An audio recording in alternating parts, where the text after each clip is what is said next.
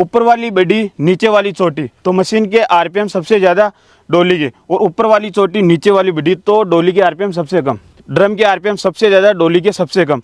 तो उससे क्या होगा कि आपका गीला माल धीरे धीरे अंदर जाएगा। ड्रम के आरपीएम सबसे ज़्यादा रहेंगे तो कटिंग के अंदर कोई दिक्कत नहीं आएगी, प्रकार ही लेगा। ये दो रोड हो गई तो ये आपके चालने पे माल को बिखेर देगी। नमस्कार किसान भाइयों, आज हम आए हैं पुन्नी टोहाना हरियाणा के अंदर। जैसा आप सभी को पता है कि पुन्नी कंपनी किसान भाइयों के लिए बेहतरीन से बेहतरीन मशीनें लेकर आती रहती है। उसी क्रम में आज हम आपके लिए लेकर आए हैं बैक टोकरी मल्टीक्रॉप थ्रेशर। इस मॉडल की बात करें तो 5402 यानी कि 5402 इस मॉडल का नाम। किसान भाई, आज की हम इस कमाल की वीडियो में आपको संपूर्ण जानकारी देंगे, कौन कौन सी फसल निकालेगा, और सबसे महत्वपूर्ण रहेगा कि आपको फसल के ऊपर सेटिंग किस प्रकार करनी है। क्योंकि हम गुजरात की बात कर ले तो उधर जीरे की फसल ज़्यादा होती है, तो बारीक फसल रहती है। तो किसान भाई की डिमांड रहती है कि हमारी मशीन उड़ाने जैसी दिक्कत कर रही है। कुछ चने की फसल निकालते हैं, उसमें बोलते हैं कि दाना फोड़ने जैसी दिक्कत आती है। लेकिन हम इस कमाल की वीडियो में आपको पूरी सेटिंग बताएंगे। आपको डोली के आरपीएम किस प्रकार कम ज़्यादा करना है, पंखे के आरपीएम किस प्रकार ज़्यादा करना है, फसल की सफाई किस प्रकार लेनी है। और इसमें किसान भाइयों, जो आपने अदर मल्टीक्रॉप थ्रेशर देखी उसमें जाल बदलने के लिए बहुत समय लगता है, लेकिन इसमें मात्र आप 1-2 मिनट के अंदर जाल बदल दोगे। लेटेस्ट फीचर है, उसके बारे में हम आपको जानकारी देंगे। अगर फसल की बात करें किसान भाई, तो भारत में पाई जाने वाली लगभग सभी प्रकार की फसल निकालता है, केवल मूंगफली और चावल को छोड़कर। अगर ट्रैक्टर की बात करें तो मिनिमम इस मशीन को चलाने के लिए 45 HP ट्रैक्टर की रिक्वायरमेंट रहने वाली। इस मशीन पर आपको लोन की सुविधा भी उपलब्ध हो जाएगी। सरकारी सब्सिडी बात करें तो सरकारी सब्सिडी भी आपको इस मशीन पे मिल जाएगी।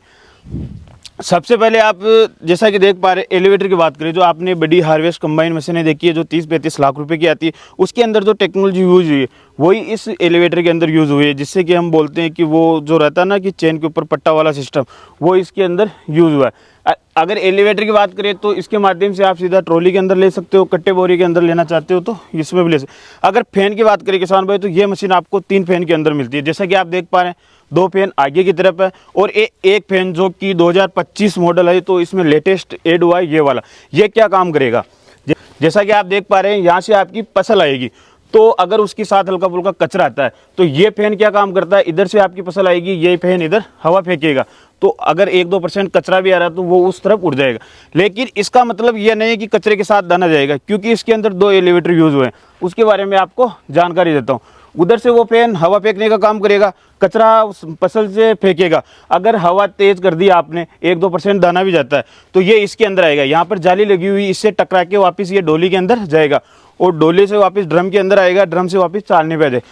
ड्रम की बात करिए तो हम ड्रम साइज़ आपको बताते हैं। इस मशीन में आपको 40-40 का ड्रम साइज़ मिलता है। और इस बार कंपनी के अंदर इस मशीन में जो ड्रम साइज में ब्लेड यूज़ हुई है वो हाई कार्बन स्टील की 5 इंच वाली हुई है। आपने आमतौर पे देखा होगा 3 इंच वाली 2 नट पे लगी रहती है, लेकिन इसके अंदर 40-40 का ड्रम साइज मिल रहा है, 5 इंच की ब्लेड मिलेगी, 3 नट वाली मिलेगी।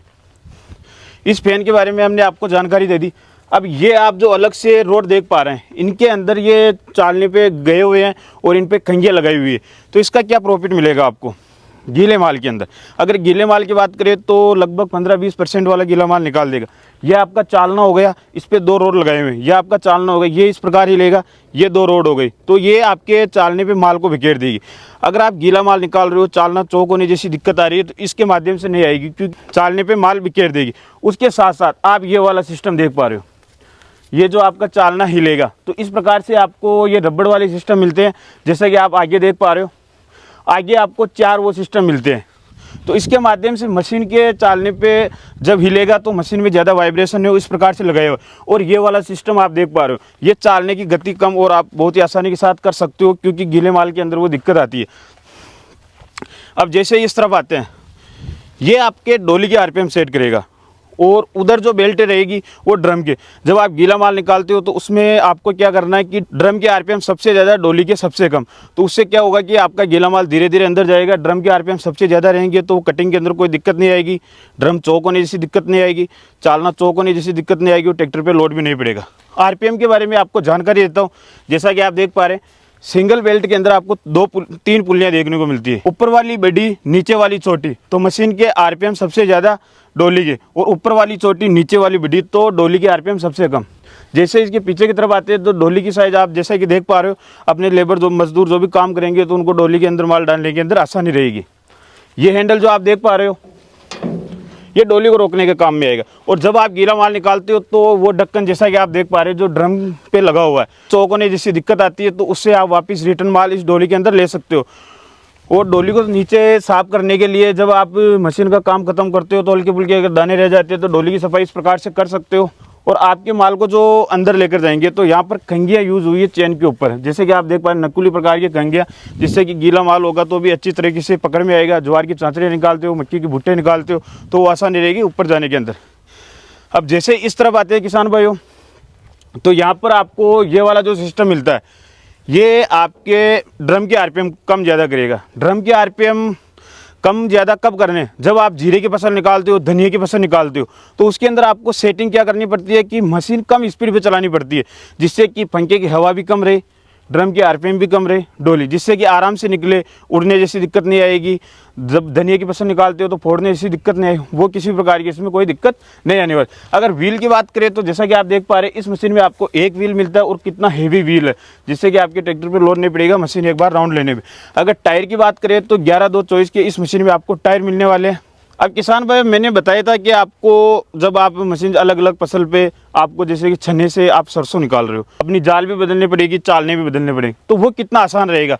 तो आप जैसा कि आप देख पा रहे हैं दोनों तरफ एक एक नट है, तो इनके माध्यम से आप इन चालने को बहुत ही आसानी के साथ बदल सकते हो। और जो अपनी एक्स्ट्रा जाल रहेगी, चालने रहेगी, वो आप यहाँ पर नीचे स्टैंड देख पा रहे हैं वहाँ पर रख सकते हो।